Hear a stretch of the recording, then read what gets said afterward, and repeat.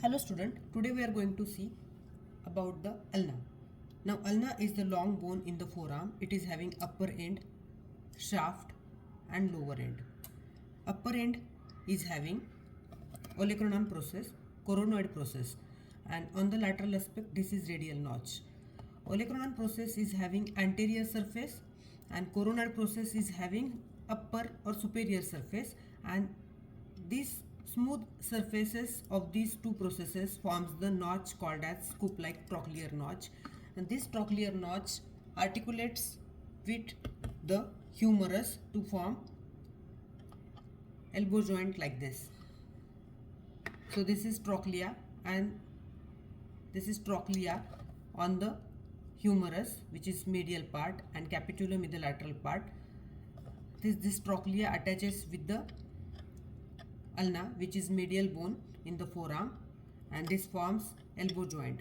There is olecranon fossa on the posterior aspect of humerus, and this olecranon process, when the elbow is extended, fits into olecranon fossa of humerus. This is how we have elbow joint.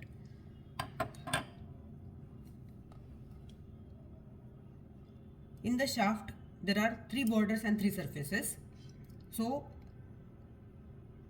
ulna is the medial bone and lateral bone is the radius. There is interosseous membrane which is present in between these two long bones of forearm, and this border, which is the lateral border for ulna and medial border for radius, are interosseous borders, and these two borders of both the bones are sharpest borders. So you can see this is the sharpest border, which is lateral border or interosseous border. It should face laterally because ulna is the medial bone in the forearm. Then coming to the lower end is nothing but the head of ulna, in contrast to radius, where we have head of radius as the upper end and head of ulna is the lower end. So this is the head of ulna, which you can feel. So here on the medial side dorsal aspect, this is head of ulna.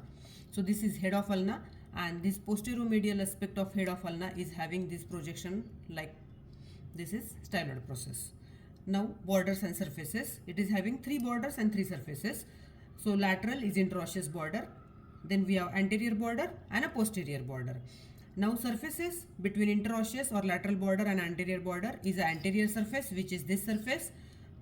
Then between lateral or interosseous border and posterior border, this is posterior surface. Now remaining surface between anterior border and posterior border is medial surface. So this is medial surface, anterior surface and posterior surface. Borders are interosseous border, anterior border and a posterior border. Coming to lower end, this is head of ulna and this is styloid process. Now coming to the side determination of this long bone. Side determination is mainly by trochlear surface or trochlear notch. A scoop-like notch has to face anteriorly. Radial notch, which is on the ulna upper end, articulates with the head of radius from the lateral side. It has to face laterally. Sharpest border or interosseous border is lateral border, and these all points they determine the side. Here in this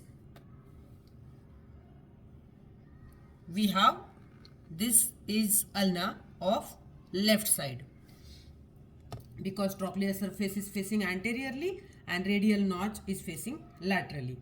Here you can see this is ulna of right side because trochlear notch is facing anteriorly and on this side radial notch is facing laterally. So this is ulna of right side and this is ulna of left side. Now coming to the attachments. So this is olecranon process and posterior aspect of olecranon process is subcutaneous. Here this is insertion of anconeus muscle, which is extensor muscle of forearm. Then we have, this is ulnar tuberosity and it gives insertion to brachialis muscle. So this is insertion of brachialis muscle. Then On the posterior aspect of this radial notch, this prominent ridge-like